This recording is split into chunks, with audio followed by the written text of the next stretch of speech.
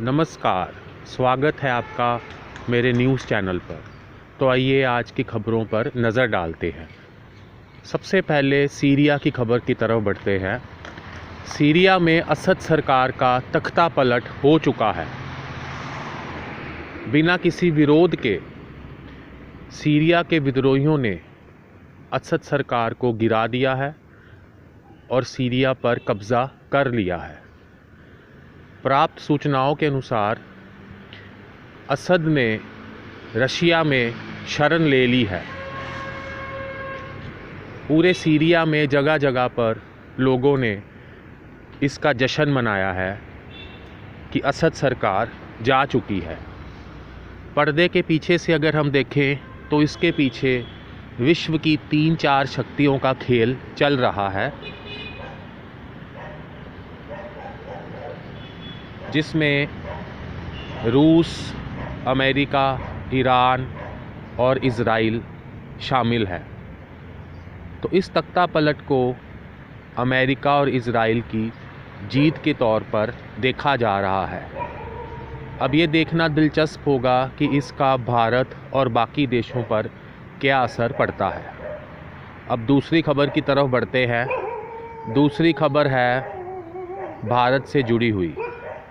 India गठबंधन में राहुल गांधी के विरुद्ध स्वर तेज होते जा रहे हैं। अखिलेश यादव, ममता बनर्जी, लालू प्रसाद आदि नेताओं ने कहा है कि अब इंडिया गठबंधन का नेता ममता बनर्जी को बनाया जाना चाहिए। ऐसा लग रहा है कि पर्दे के पीछे से कुछ खेल चल रहा है कि इंडिया गठबंधन में जो गैर कांग्रेस पार्टीज़ हैं उनका एक अलग समूह बना लिया जाए और कांग्रेस पर दबाव डाला जाए। अब ये देखना दिलचस्प होगा कि कांग्रेस इन सब से कैसे निपटती है। बाकी इतना बता दें कि कांग्रेस ने इसका ये कहकर विरोध किया है कि ममता बनर्जी की जो पार्टी है टीएमसी, वो एक क्षेत्रीय पार्टी है, जबकि कांग्रेस एक राष्ट्रीय दल है। और आपको बताते चलें कि कांग्रेस के जो सांसद हैं वो 3 गुना है टीएमसी के मुकाबले में। तो अब आगे देखेंगे कि ये घटना क्या मोड़ लेकर चलती है। आइए अब तीसरी खबर की तरफ बढ़ते हैं। तीसरी खबर है कि विपक्ष ने यानी इंडिया गठबंधन ने उपसभापति धनखड़ के खिलाफ अविश्वास प्रस्ताव लाने का प्रस्ताव रखा है। अब ये देखना होगा कि इससे सरकार पर क्या असर पड़ता है, क्योंकि सरकार का दावा है कि उसके पास पर्याप्त बहुमत है और वो इस अविश्वास प्रस्ताव का मुकाबला अच्छे से कर पाएगी। तो क्या यह अविश्वास प्रस्ताव सरकार पर दबाव डालने के लिए लाया गया है, या जो राहुल गांधी पर उन्हीं के साथियों के द्वारा उंगलियां उठाई जा रही हैं उससे ध्यान हटाने के लिए लाया गया है? इस पर भी हम अपनी नज़र रखेंगे। आइए अब रुख करते हैं खेलों के समाचार पर।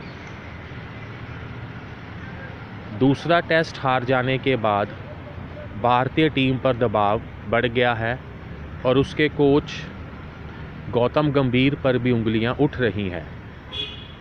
अगले टेस्ट के लिए भारतीय टीम पर काफ़ी बदलाव किए जा रहे हैं ताकि वो अगला टेस्ट जीते और सीरीज़ पर बढ़त बना सके।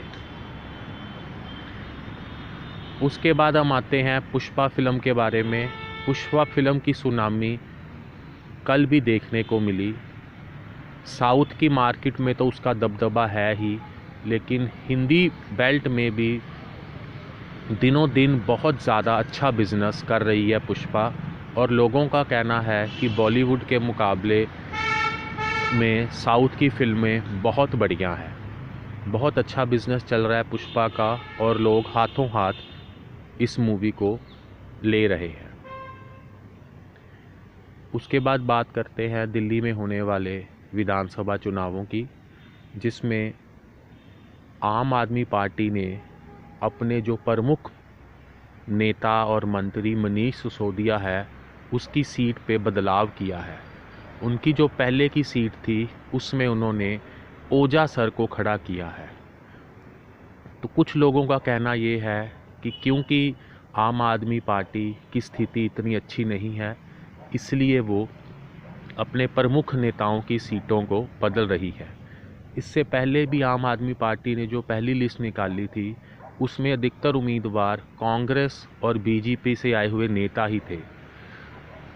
उससे भी कुछ लोग ये सोच रहे हैं कि क्या इस बार आम आदमी पार्टी की स्थिति दिल्ली में डामाडोल है, क्योंकि आपको बताते चले पिछले 2 चुनावों में आम आदमी पार्टी ने विधानसभा में बहुत बढ़िया प्रदर्शन किया है। लगभग सारी की सारी सीटें ही इसने जीती हैं।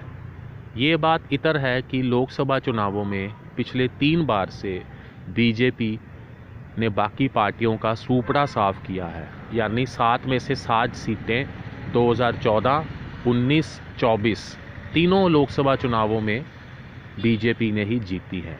लेकिन विधानसभा में ये करिश्मा वो दोहरा नहीं पा रही है। 1998 के बाद विधानसभा में दिल्ली में बीजेपी की सरकार नहीं बन पाई है। तो इस बार ये देखना दिलचस्प होगा कि चुनावों का ऊंट किस तरफ करवट लेता है। जैसे जैसे हमें और खबर आएगी चुनावों के बारे में हम आपको बताते चलेंगे। तो आज के लिए सिर्फ इतना ही, और देश विदेश की खबरों के लिए और उनके विश्लेषण के लिए मेरे चैनल को सब्सक्राइब कीजिए, शेयर कीजिए। धन्यवाद। जय हिंद।